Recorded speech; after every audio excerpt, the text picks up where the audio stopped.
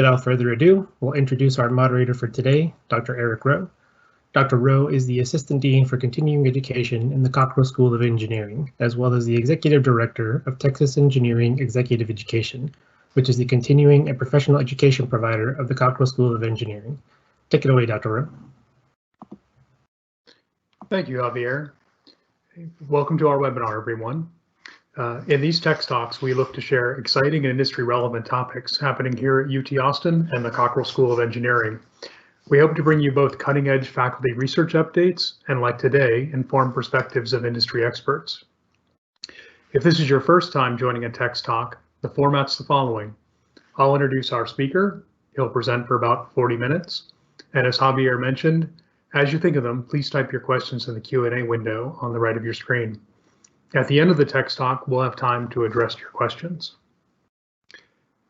Every February, Dr. David Fowler, Professor Emeritus in the Civil, Architectural, and Environmental Engineering Department, brings together both industry and academic leaders at the Forensics Engineering Conference here at the Cockrell School, this year virtually, to share their expertise on what we can learn from civil and structural engineering failures.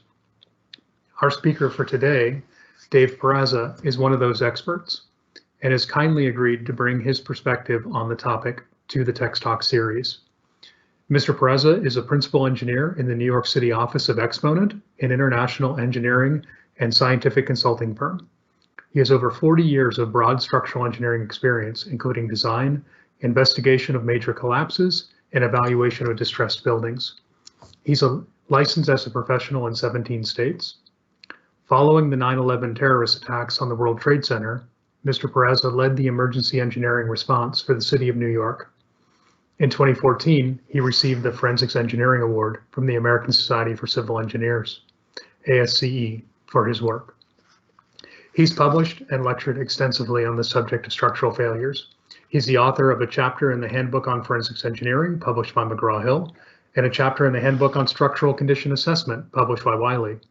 He served on numerous ASCE national committees, such as the Technical Council on Forensics Engineering, ASCE 7, Minimum Design Loads for Building and Other Structures, and ASCE 37, Design Loads for Structures During Construction. In today's Text Talk, Dave will highlight the lessons learned from failures that were caused partially or wholly by an error or omission on the part of a structural engineer. We're grateful to have such a knowledgeable and distinguished industry leader join us today. Dave, thank you very much for sharing your expertise in today's Text Talk. Handing off to you. Okay, well, thank you for that introduction, Eric, and good morning to everyone, and thank you for joining us at this webinar today. And today I'm going to talk about nightmares. Nightmares that are created by structural engineers. I gave this talk some time ago to a prominent structural engineering firm in New York. One of the principals of the firm invited me. He said, Dave, our young structural engineers do not appreciate the importance of what they do and of the possible consequences if they do it improperly. I get involved in a lot of structural collapses and I know the consequences. So I prepared this seminar to give to them, basically to scare the heck out of these young engineers. Let me advance the slide here.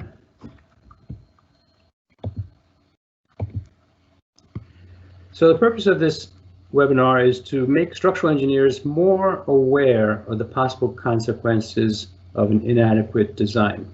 And we do that by reviewing famous failures, failures that resulted in dramatic collapse that were caused either wholly or in part by an error or an omission on the part of the structural engineer of record. And we're going to review these in detail. I'm definitely going to cover the first two cases that you see on your screen here, the Hartford Coliseum collapse and the Hyatt Regency collapse. Dave, sorry to interrupt you again. I don't think we can see your screen. I think you're sharing it. Ah.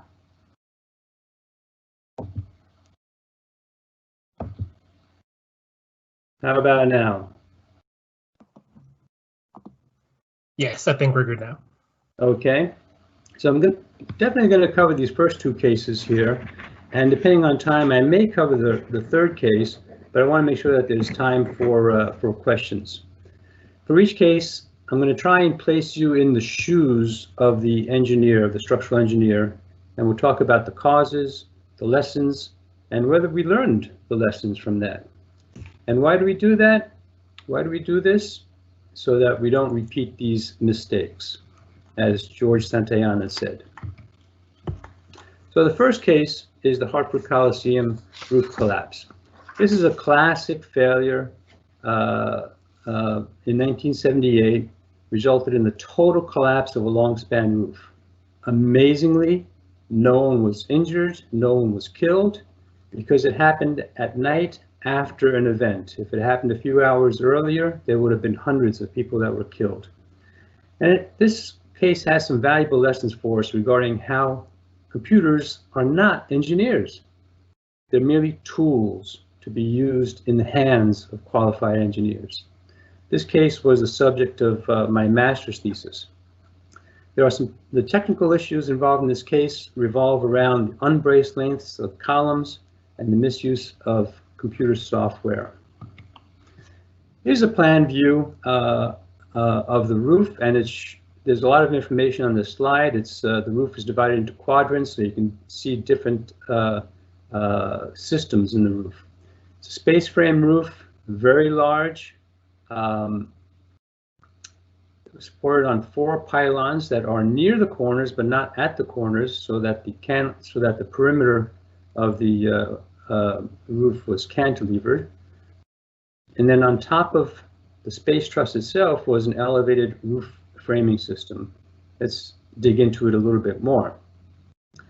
Here in this view here, you see the basic building block of the space frame roof, which is this inverted pyramid. On top of the space frame, there was a roof system, framing system, that actually supported the roofing. So that and the pitch was obtained by varying the lengths of these posts that support this framing on top of the space frame. All of the major nodes of the pyramid, of the inverted pyramid, had posts landing on them, and some of the intermediate nodes had posts landing on them. In this view here, then you see some of these inverted pyramids, some of these modules joined together, so you get a better idea of how the system works. Now, this roof was designed in 1973 or 1971 actually, and it was an early use of a computer program called Strudel that was in use at the time. And this particular program, they only modeled the main truss members of this space frame. So the main truss members are the base of the pyramid and the 4 sloping sides of the pyramid.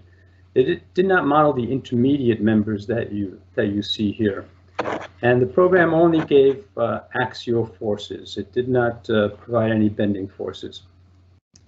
And all the connections were modeled as pin connections. There was no bending, and all of the main members that are typically 30 feet long were assumed to be fully braced at the midpoint. This is cruciform members were used for all of the main members of the space truss. These are easy to connect, easy to bolt together. As you probably know very well, cruciform members are very weak in bending, and they're also very weak in torsion.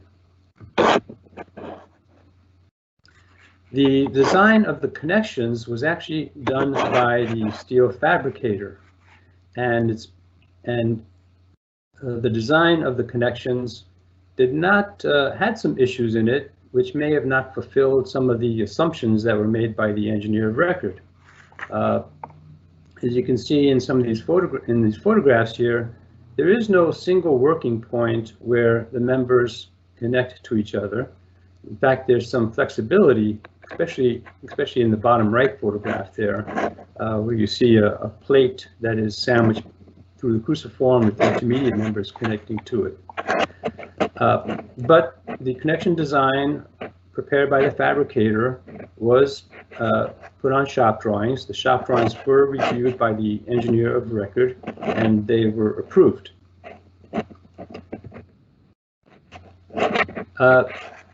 This space truss was actually assembled at ground level, and this made it very rapid to erect, safer because most of the workers were working near ground level, and it was much faster. And then after it was assembled at ground level, then it was lifted into place on top of these 4 pylons until it reached its final elevation. A couple of words about the inspection. This was prior to the current requirements that we have that special inspections be done under the supervision of a licensed professional engineer. The agency that was hired by the city to do the inspection was not an engineering firm, not required to be engineers, and they were not engineers. There were warnings during the prior to the collapse. The engineers were notified that the roof seemed to be deflecting excessively. And in fact, if you look at some of the photographs during the prior to the collapse, it does appear to be some bowing in some of the members. The siding contractor had some difficulties installing the fascia due to this. And after the roof was lifted, measurements were made of the deflection, and it turned out that the actual deflection was higher than what was calculated. Now this is quite unusual. You know, usually the actual deflection is going to be less than what an engineer calculates because there are due to the assumptions that are made by the engineer. For example, engineers typically assume that the connections are perfect pins. Well, in reality, they're not perfect pins. They do have some resistance to moment. So you would expect that there would be less deflection in the field than is calculated. So this should have been a red flag to the engineers. 5 years later, total collapse. And here's a photograph. You see what it looked like after the roofing was removed. So why did this happen? Well, the assumption made by the engineer of record was that all of the main members, were braced at the midpoint, so that they were effectively braced 15 feet apart. The main members themselves are 30 feet long. There are intermediate members that connect at the midpoint, which would be at 15-foot intervals. So they assumed that members are braced at 15 foot, all the compression members, and that they're only subjected to axial forces. In reality, for many of the members, there's 2 differences here. One is not only are they subjected to compression, but they're also subjected to bending. Some of these members had loads being applied at the midpoint, at that 15-foot interval, which induced bending. As you can see in this photograph here, the perimeter members only had intermediate braces coming from one side, right? So you have 2 members coming to the midpoint from one side only, so that still allows the member to experience bending. And then the other issue is that the unbraced length here is really 30 feet, because there is one axis that is unbraced. These members are only braced about one axis, and they're unbraced about the other axis. Based on linear calculations, elastic calculations of the applied loads and the stresses that were experienced, the design assumption was that these members could take 160 kips in compression. And the design assumption was that they did not experience any moment. In reality, doubling the unbraced length dramatically reduces the allowable compression. And in reality, many of these members were subjected to moment, especially the ones that are around the perimeter. So you had an overstress on the perimeter. The members that are supporting a post, an overstress of 857%. And the problem is not limited just to the perimeter members. The interior members didn't experience as large of an overstress, partly because they did have braces coming from both sides, but those braces were not fully effective. So the assumption was that it's fully braced at the midpoint. In reality, because of the flexibility of the plates and the connection, the allowable compression was about half of what was assumed. So this is based on elastic analysis. There was also a nonlinear analysis that was performed by the firm that performed the investigation to determine what load would actually cause it to collapse. Because as you know, just because a member is overstressed or many members are overstressed does not necessarily result in a collapse. So this nonlinear analysis was performed in order to determine what load will actually cause it to collapse. And it was an iterative process. As a load was applied to it, as members were overstressed or overloaded or failed, they would be removed, and the load would be increased, etc., until the solution converged and a fold developed across the entire space truss. This is a pretty advanced analysis to do back in 1978. The findings from this analysis were that, well, first of all, based on studies of what the actual load was on the roof at the time, it was estimated to be somewhere between 15 and 18 pounds a square foot, and it was indeed the largest snow load that the roof had experienced in its lifetime. The main finding was that, based on the analysis, it was consistent with the actual load that was applied. So the live load capacity for snow was estimated to be between 15 and 20 PSF, which is in good agreement.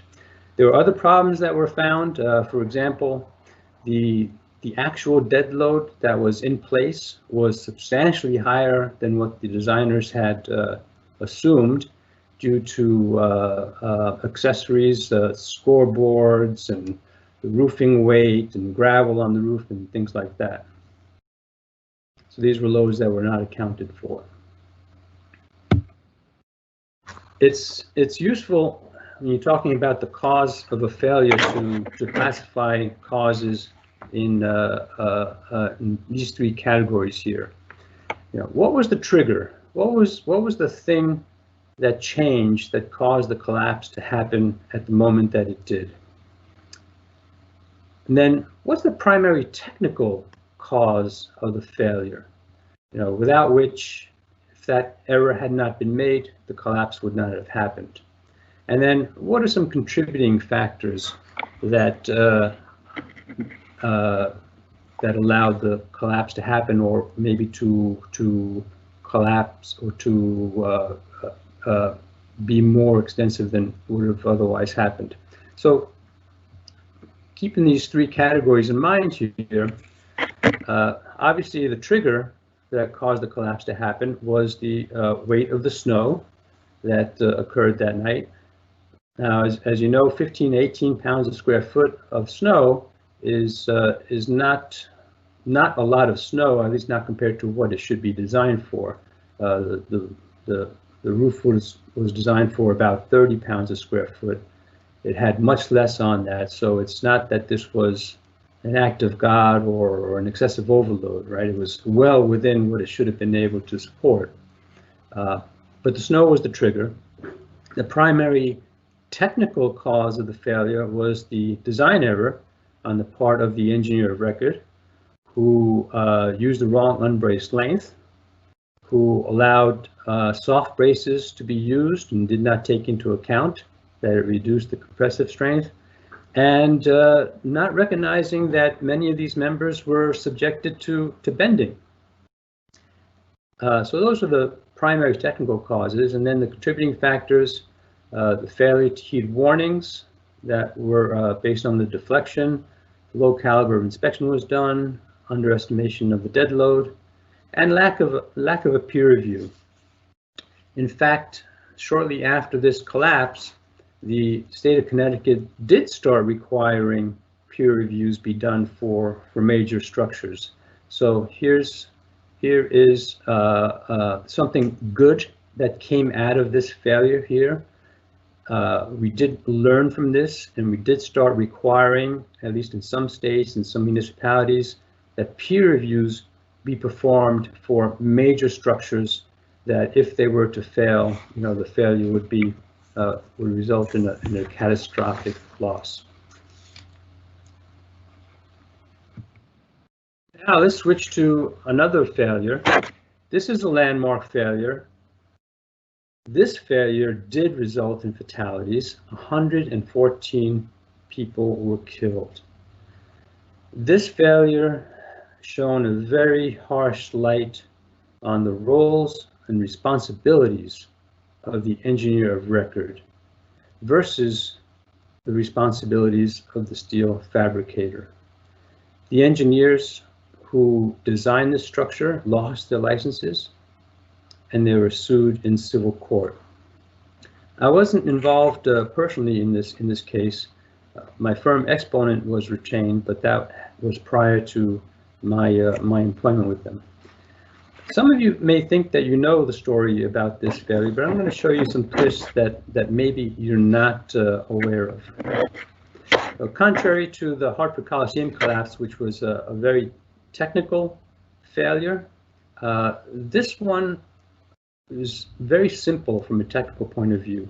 The focus in this particular case is on the professional issues.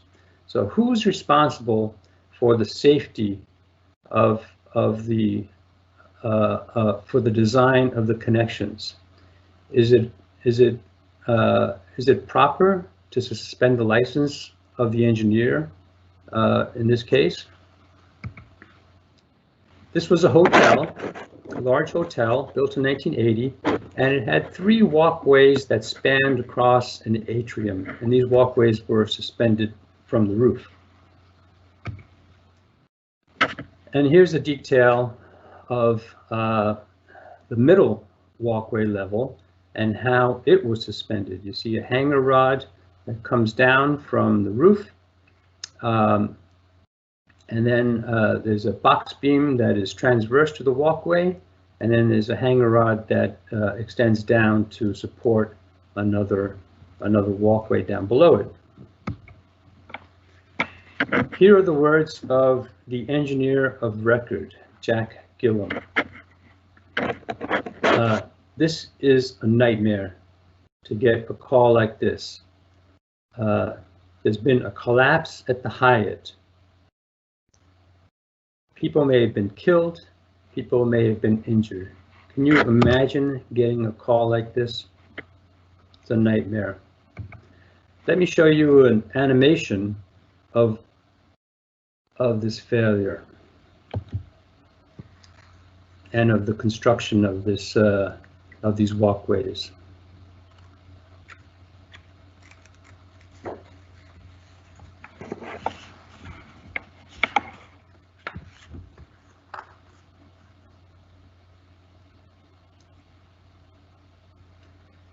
We zoom in on one of the connections that failed here.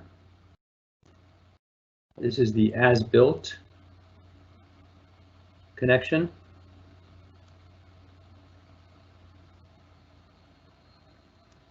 See the transverse box beam.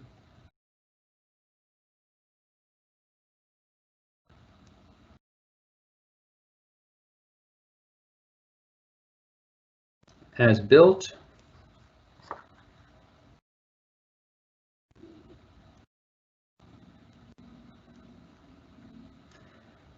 And these walkways at the time had dozens and dozens of people on them.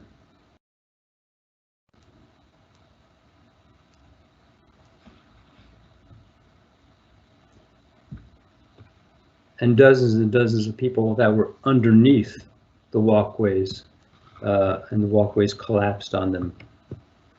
Here's a photograph of what it looked like shortly after the failure. And here's a photograph of a typical failed connection. So how did this come about? How did this detail evolve over time? This was a reputable engineering firm, an experienced contractor, a pretty sophisticated owner. So what exactly happened? Let me show you how this detail evolved over time. This is the sketch that the design engineer prepared and gave to the draft person in order to put on the drawings. And you see here that you've got the box beam, and you see also that it shows a load, 22 kips, that it should be designed for. It shows the size of the rod, diameter of the rod, and it shows the yield strength of the steel that's used. Now notice that this particular connection here is at one of the floors where there wasn't a hanger rod going down below. So this may be, for example, for the lowest walkway.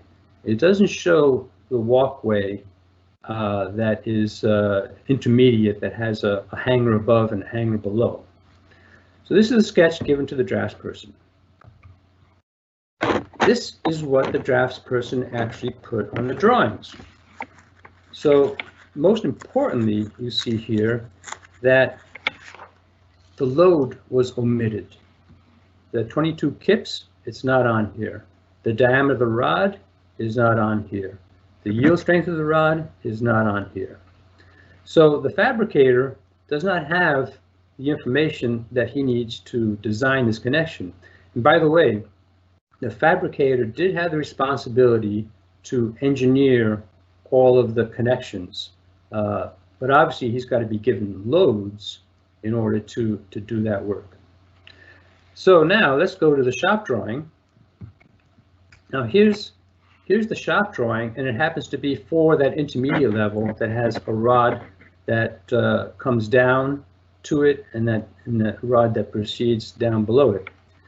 So this is a case that's not covered by the design drawing by the engineer, right? This is a new case. It's not contrary to the engineer of records drawing. It does not show a load, and in fact the fabricator did not ask what the load was that he should design for. And as built, this is the connection here. And most engineers think that the cause of the failure was the fact that the load doubled, right? Because instead of it being 22 kips, right, now you've got 22 times 2 that's acting on that that nut that's at the bottom there. Because not only does it carry the weight of that particular floor, but it's carrying the weight of the floors below, since the rod is interrupted here. But in reality, doubling of the load going to 2 rods instead of 1 rod is not really the cause of the failure, because even if the load had not doubled, the connection was still inadequate for the load that it would be required to carry. This connection really was never designed at all. It was not designed by the engineer of record. It was not designed by the fabricator. Each one thought that the other one had designed it, but it's not quite true. So again, just a comparison. It's not quite a fair slide in the sense that, what's on the left side, the original was never really shown on the design drawings. The case of the rod above and below. As built is shown on the right, and then this is the final failure here. It is valuable to note that there were also warnings on this particular project, as there had been on the Hartford Coliseum. There were reports of deflections of up to 3/4 of an inch. No one followed up on that. There was a workman who noticed deformation at the connection, did not think it was important, and basically there was a lack of follow-up to some of these warnings that were given. There was an extensive investigation that was performed by the National Bureau of Standards, now known as NIST. They did testing of full-size mock-ups, they did analysis, and they found that the original detail, the connection strength, was inadequate. So this is even without the doubling of the load that happens when you interrupt the rods. Then doubling of the load obviously made it even worse. There was not an issue with the quality or the workmanship at all. This case went to court. It was tried over 26 weeks, and the judge found that the design had failed to conform to acceptable engineering practice. The engineer was responsible for the design. The engineer relied too much on the steel contractor. The engineers were found guilty of gross negligence, and the licenses for the engineers who designed this connection, those licenses were suspended. In addition to that, the American Society of Civil Engineers revoked the membership of Jack Gillen for several years for violation of codes of ethics. The code of ethics reads, engineers shall hold paramount the safety, health, and welfare of the public in the performance of their professional duties. Just to balance this out, the position of the engineer of record on this case, for the engineer of record gave talks afterwards about this. He agrees that the engineer has overall responsibility. He says that the design of the steel connections was delegated to the steel fabricator's engineer, but that this particular connection was not designed by anyone, and the detail in structural drawings was conceptual and should have been designed by the fabricator. And he also says that they, the engineer of record, should have been retained to provide inspection. And some more information to flesh this out, per the engineer of record, just to provide some context here of possible contributing factors. And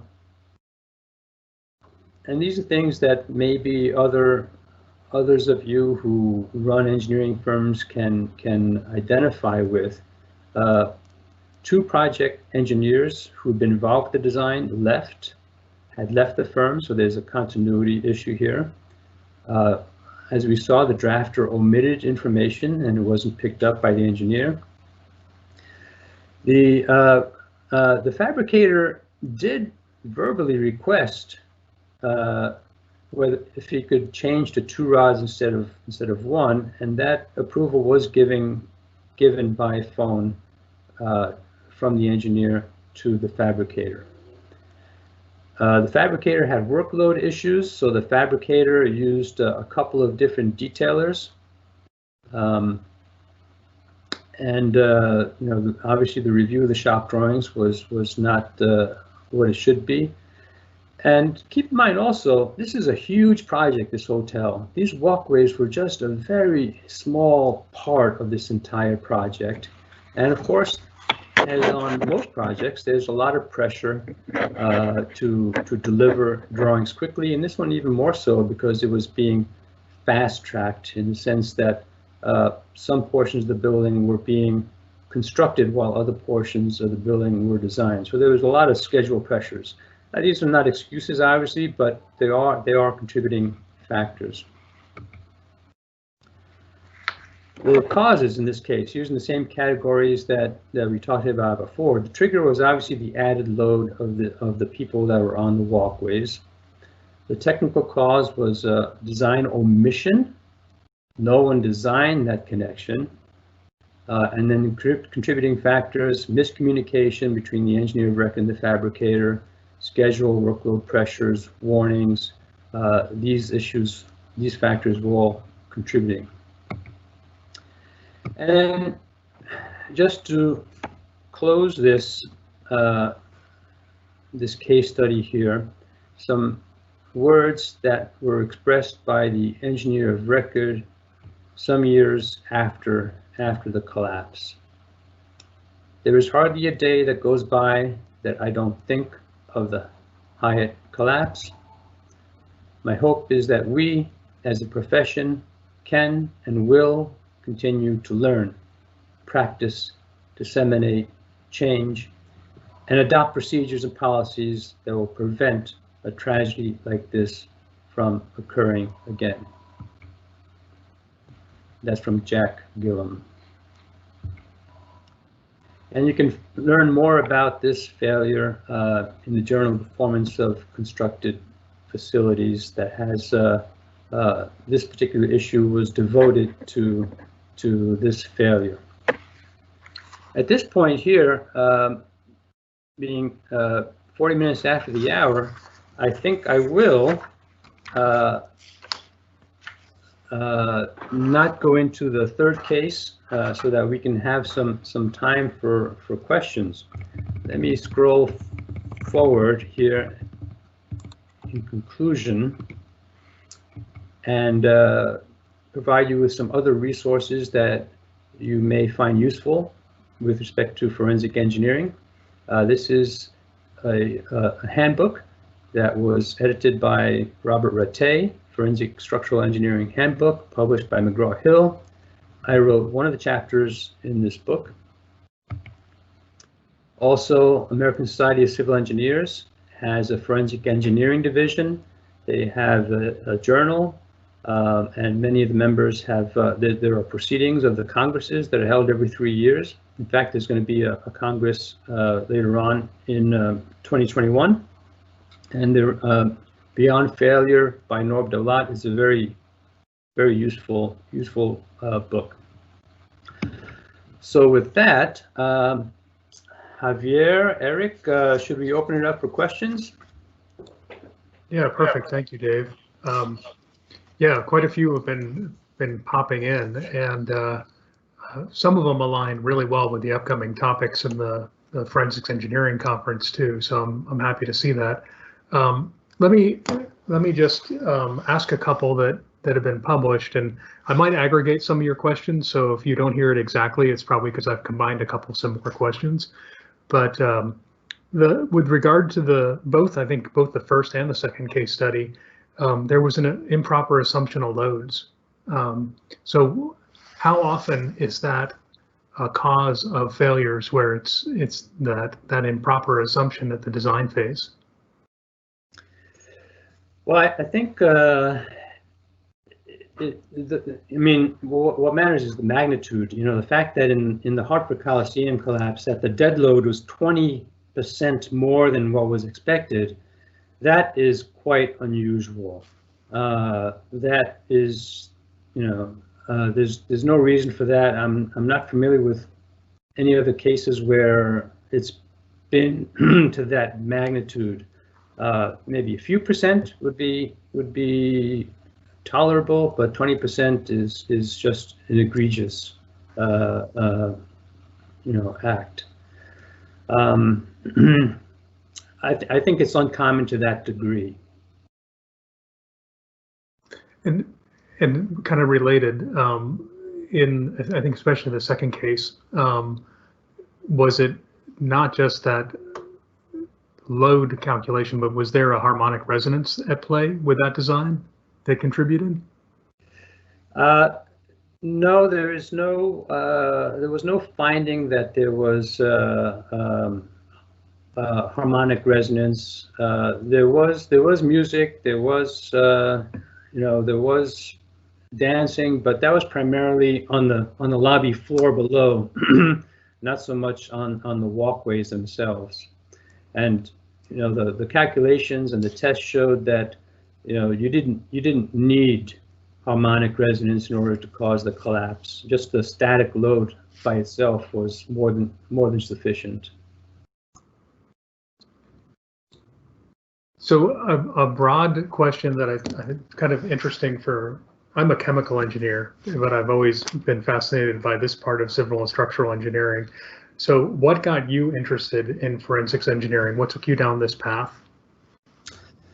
Well, actually, I was working in Ohio for a county highway department at the time that the Hartford Coliseum roof collapsed, and it just really fascinated me, and it scared me, that something like this could happen, and with the potential of killing hundreds and hundreds of people. And I really wanted to understand why it happened. So I followed Engineering News Record, and every time something came out about it, I read about it. I ended up writing to the engineers that were doing the investigation, getting the reports and devouring those reports, and eventually it became my master's thesis when I went back to University of Cincinnati for my master's degree. And I think it's like it's sort of a detective type of work with a structural perspective. So I really enjoy figuring out why things happen, what went wrong, and figuring out ways that we can prevent failures like this from happening again.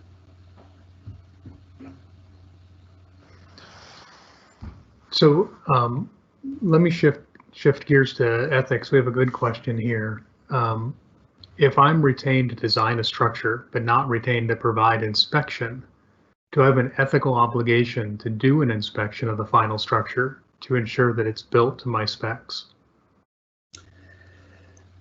No, I don't think you do. You have an obligation to review the inspection reports. Obviously, you do have the right to rely on the competence of the engineers who are doing the inspections. I do think that it is very valuable for the engineer of record to do whatever inspections they are competent to do. Obviously, they may not be competent in all areas. They may not be competent in welding inspection or concrete breaks. But in many of the failures that I've looked at, if the engineer of record had been retained to provide some types of inspections, they know the design intent better than anybody else, and they can pick up on things that an outside inspection firm just may not think about. I think it improves the quality of the constructed project to have the engineer of record involved as much as possible in the inspection.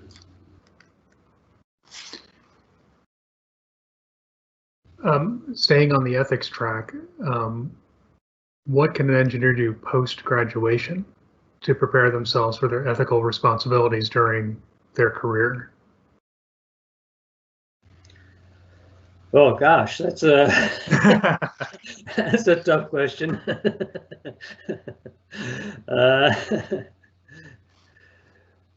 Yeah, I'll tell you what comes to mind for me, being a chemical engineer, right? And it's certainly society membership. In your case, ASCE, and mine, AICHE, right? And networking with your peers and staying on top of issues just like this, right? The the amount of knowledge sharing in the professional societies that keeps your skills up to date, and that lifelong learning, I think, is essential to staying up to date, keeping your skills sharp, learning from your peers, which to me has to be foundational in the ethical approach to the way you do engineering. Yes, and and for structural engineers to really appreciate the possible consequences if you do make a mistake. If a doctor makes a mistake, well, one person may die. If a structural engineer makes a mistake, hundreds of people may die.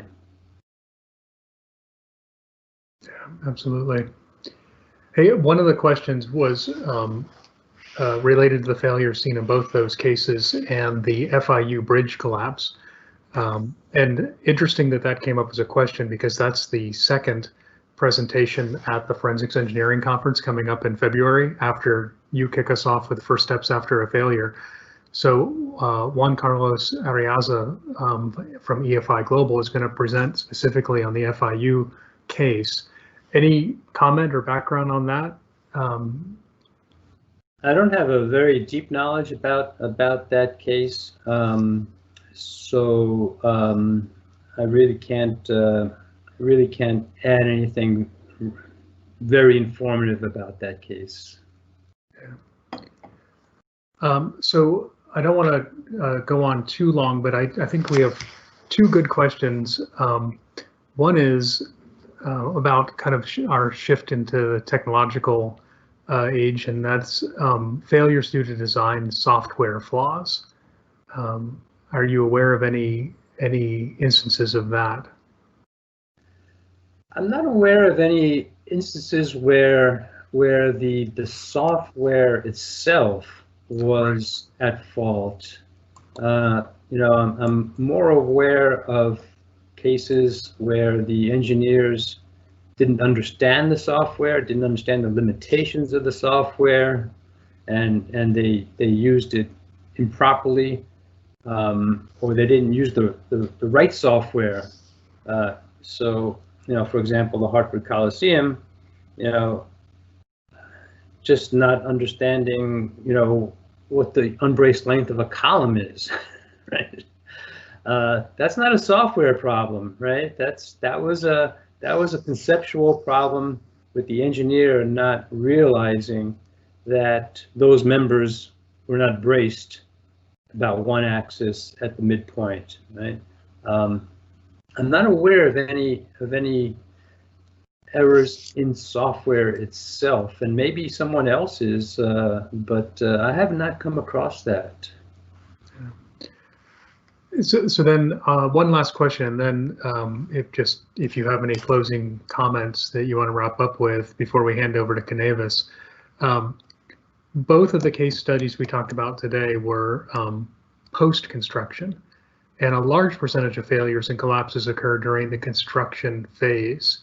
What is the kind of the balance between those, and what's the primary cause of failure during the construction phase that you've observed? Yeah, I think failures during construction are more common than these particular cases that I've shown here. And there's a couple of reasons for that. One is, the fact that the structures are incomplete during construction, so not all of the components are in place. So there may not be bracing that is going to be relied on for the permanent structure, may not be in place yet. There's a lot of, not all connections are tightened. There's a lot more opportunity during construction, and I've got some excellent case studies on failures during construction also. These are unusual in the fact that they failed years after they were built, when they were subjected to loads that were not excessive, in the sense that they were still well within what they should have been able to carry, but the largest load that they had been subjected to, during their short lifetime. Snow, an extra snowflake in the case of the Hartford Coliseum collapse, and an extra person in the case of the Hyatt Regency collapse. But during construction is much more common. So any closing thoughts for us? Well, I hope that no one who's listening ever experiences a nightmare, anything like this. I hope I've sensitized young engineers, particularly, to the possible consequences of not performing their job properly,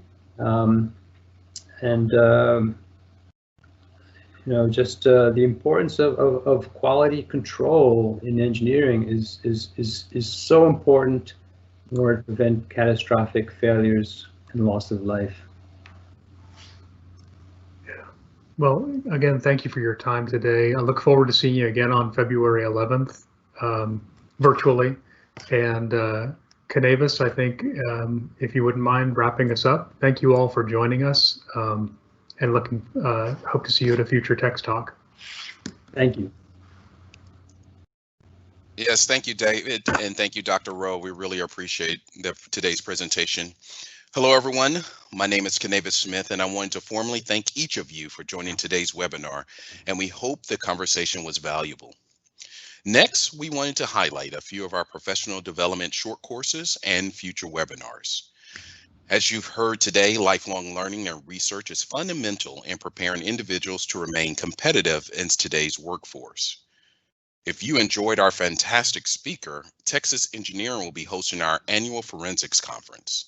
This annual conference brings together the best of academic and industry for an exciting exchange on forensics engineering.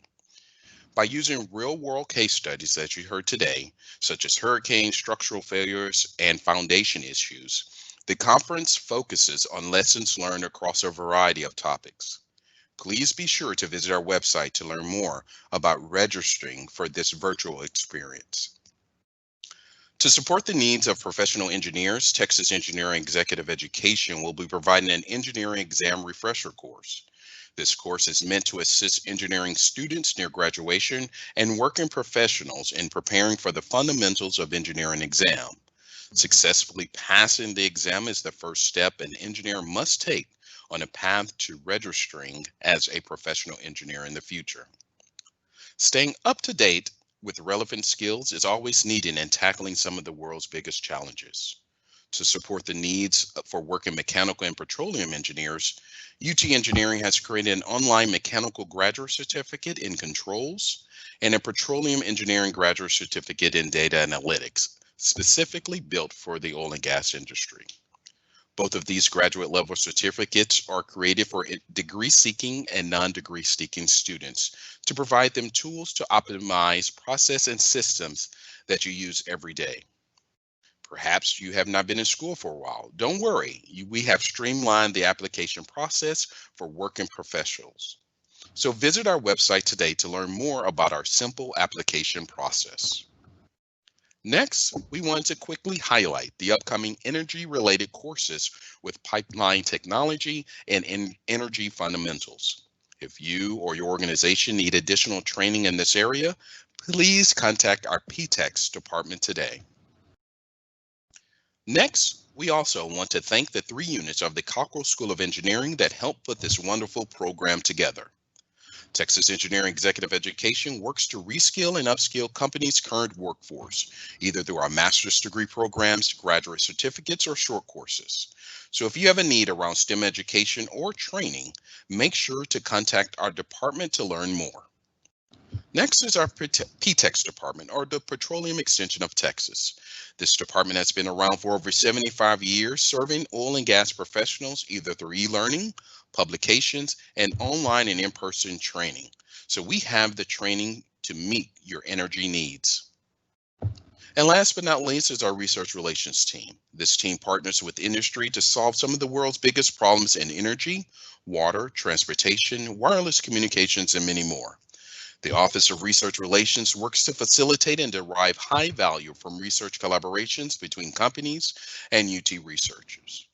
If your company would like to partner with the university to explore additional research opportunities, please email the Research Relations Office to initiate a discovery discussion. All 3 units are here to serve you and your company through education, training, and research. So feel free to contact us at any time, and we would love to collaborate on helping you reach your company's full potential. As we continue in our Text Talk series, I wanted to make sure you're aware of our upcoming webinar. On January 29th, Dr. Manish Kumar will be discussing bio-inspired ideas for sustainable separation. This talk will present ideas of bio-inspired separations that can enable difficult separations while reducing the impact on the environment by reducing energy input, both embedded and operational. We hope each of you will join us for this future webinar, so mark your calendars today. If you would like to provide feedback on today's webinar or to learn more about registration discounts for this year's Forensics Conference, make sure you complete the evaluation survey in your email following this presentation. Once again, we would like to thank you for joining us today. We hope you have a great weekend and hook 'em horns.